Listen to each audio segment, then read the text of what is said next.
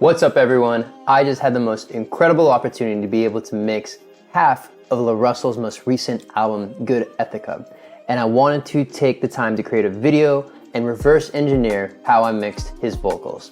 If you don't already know me, my name is Brandon Miranda and I am a mixing engineer with credits for artists and clients including Netflix, Paramount Plus, CBS, Coco Jones, 310 Baby, LaRussell, and many, many more. And the goal with all of my videos is to help flourishing artists and musicians find easier ways to create their music so they can be more effective and confident in their craft. Before we dive into it, I'd love if you could show some support, subscribe to the channel, like, and comment on this video. Let's not waste any more of your time and dive straight into it. Okay, so here is the mix in its fully finished state. Try to empathize, maybe it ain't what it seems. It might not have a hook, I'm more curvy than Kareem. Just letting off steam, the only time I get to vent. Once I leave this booth is back. So what I'm going to do is actually turn off all of my plugin settings and kind of reverse engineer and walk through how I built this chain for LaRussell. So let's go ahead and turn off all my effects, my sends. Okay, so let's take a listen to this section over here. I'm going to mute the instrumental too. So here's the vocal raw. I try to empathize, maybe it ain't what it seems. It might not have a hook, I'm more curvy than Kareem. So now we have some context. Obviously the vocal chain is going to start with the performer himself.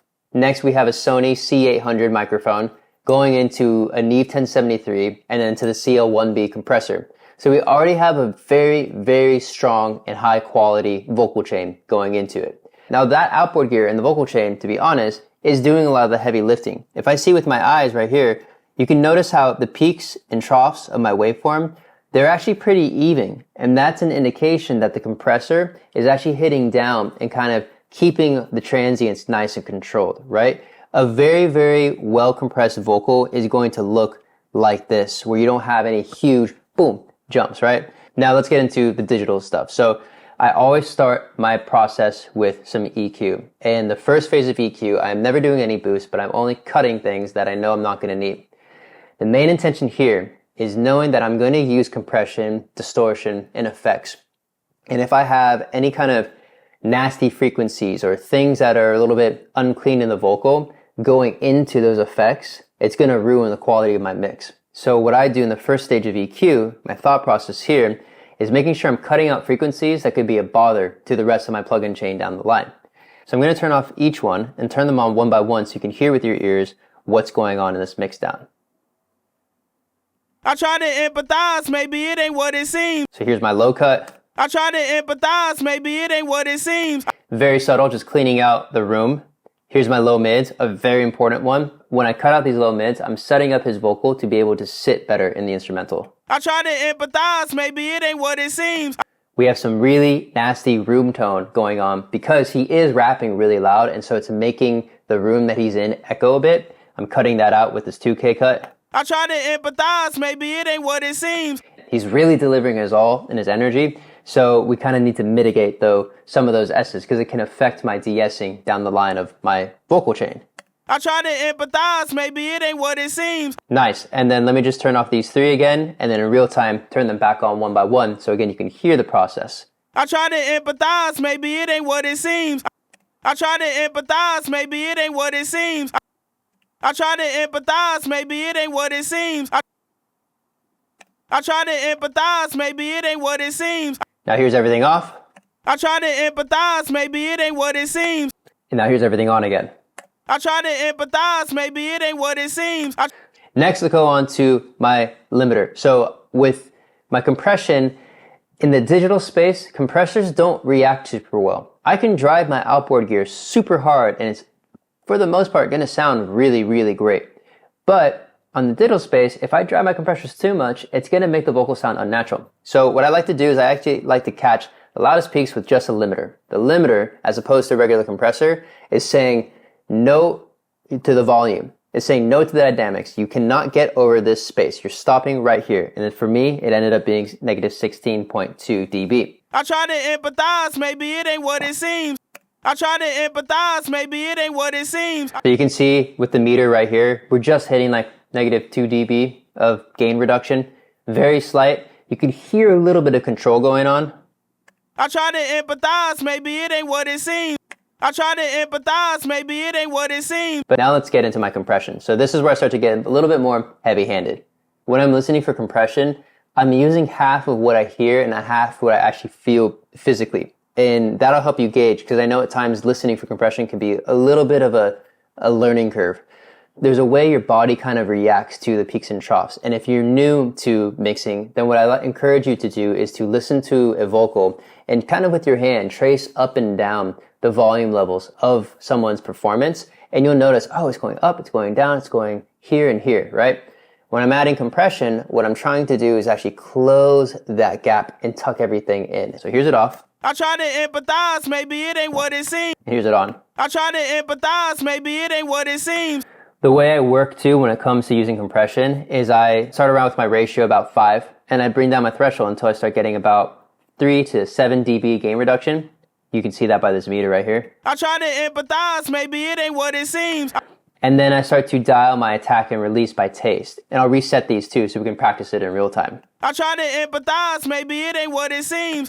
The vocal will start to feel a little crunchy as I push the attack. I try to empathize, maybe. It will be too dynamic if I don't have enough attack. I try to empathize, maybe it ain't what it seems. Right now he sounds a little too compressed to my ear, a little bit nasally, but I like where the attack's at, and so I'll mitigate that by having a quicker release. I try to empathize, maybe it ain't what it seems. Nice halfway point. If I have too much release or too slow, it's going to be really flat in the performance. I try to empathize, maybe it ain't what it seems. And it's almost physically making my ears feel a little weird and uncomfortable. If it's too fast, I try to empathize, maybe it ain't what it seems. Then we kind of lose the point, and it's not going to have the style of compression that I want. I try to empathize, maybe it ain't what it seems. But we can find a good midpoint. And so here's it off again with no compression at all.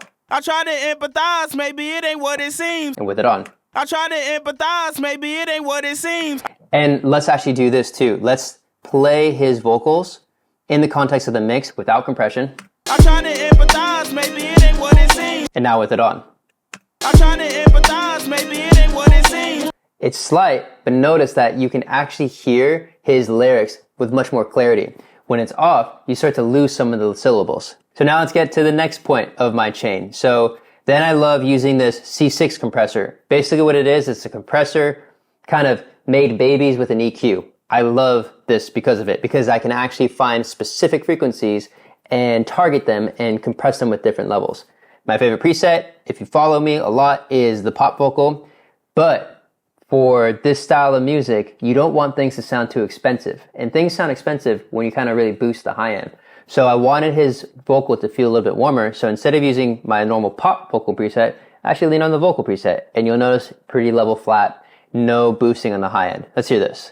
I try to empathize, maybe it ain't what it seems. And here's it off. I try to empathize, maybe it ain't what it seems. And here's it on. I try to empathize, maybe it ain't what it seems. So then all I'm doing here is adding just another layer of tucking in the dynamics of his performance. I have the most compression going on in this problem frequency right here, which is like that space between 5 to 10K, especially in LaRussell's vocal. He has a lot of high mids going on. And so I'm going to target those and make sure they feel nice and controlled. This is a frequency that'll really hurt your ears as you turn up your speakers and your speaker system. And in knowing that this style of music is one that's most fun when you listen to it really loud, I want to make sure I can prep it that way. Next one of my favorite plugins. We'll do this kind of one by one too. I love CLA. I use it kind of towards the end of my vocal chain because for me, it just adds a little bit of process, right? Right now would really be the time I actually start mixing against the instrumental. And when I play it back, I try to empathize, maybe it ain't what it seems. It's kind of getting lost in the mix, and it also doesn't fully feel like it fits in the instrumental as well as I want it to. And the CLA vocals is actually a great tool to mitigate that. So when I turn it on, what I like to do first is actually start with a little bit of a tight reverb. I try to empathize, maybe it ain't what it seems. Boom. Now it's kind of accentuating it, and that's going to smoothen out any extra dynamics.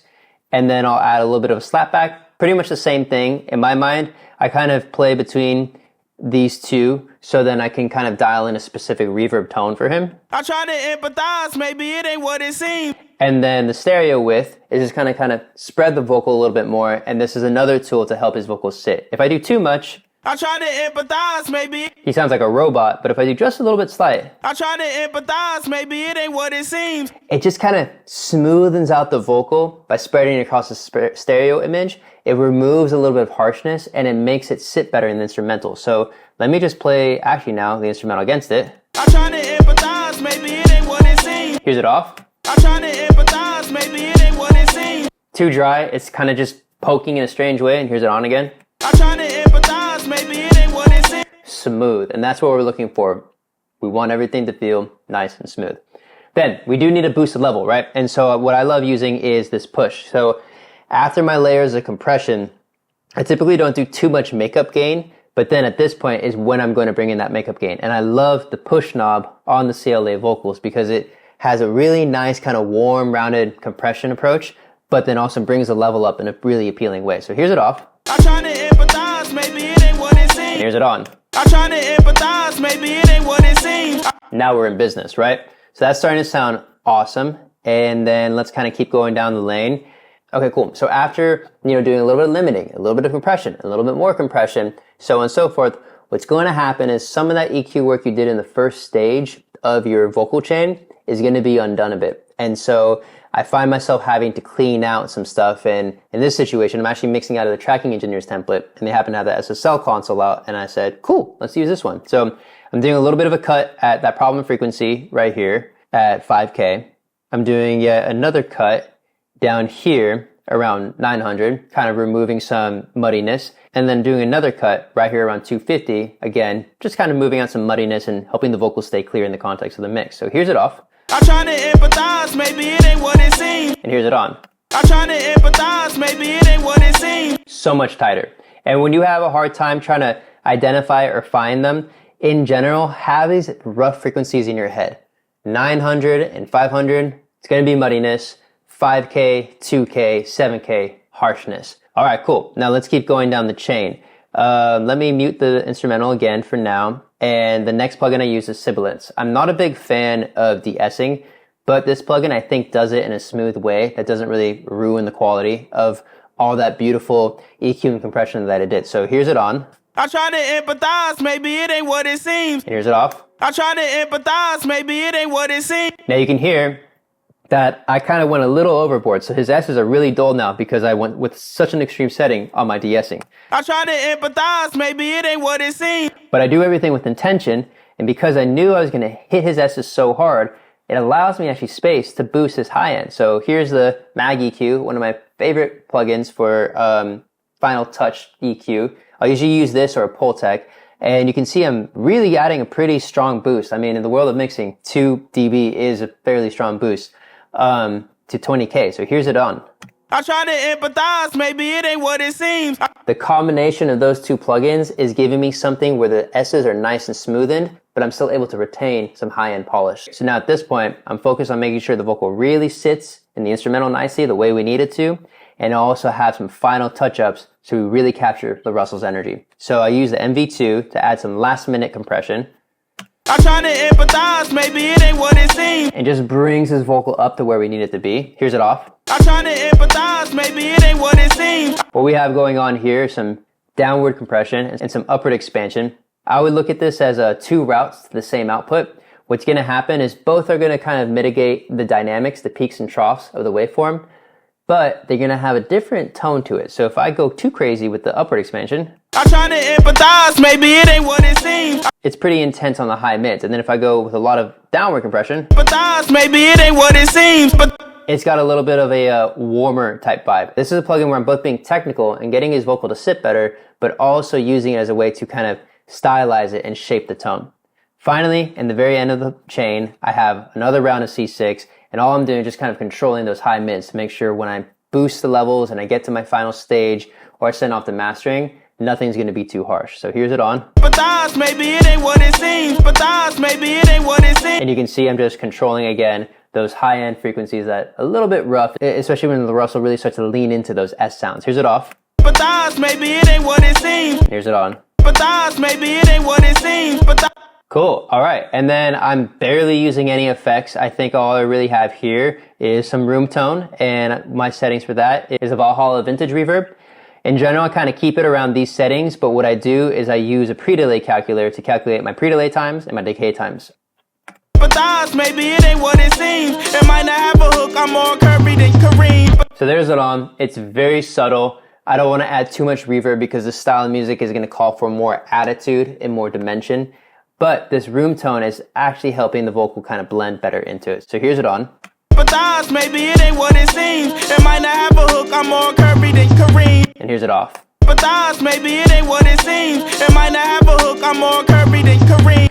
And there we go. That's everything. At this point, I would probably do a little bit of a demo master, but knowing that there was a mastering engineer who was on the other side of this record, I went ahead and printed it out and sent it off to them. Thank you so much. If you found yourself this far into the video, then I know you're serious about mixing and mastering. So please subscribe to the channel and comment and let me know if there's any other topics or if you have deeper questions, especially about this record or any records that I've worked on in particular, hit me with it and I'm happy to get back to you. Brandon Miranda and I'm out.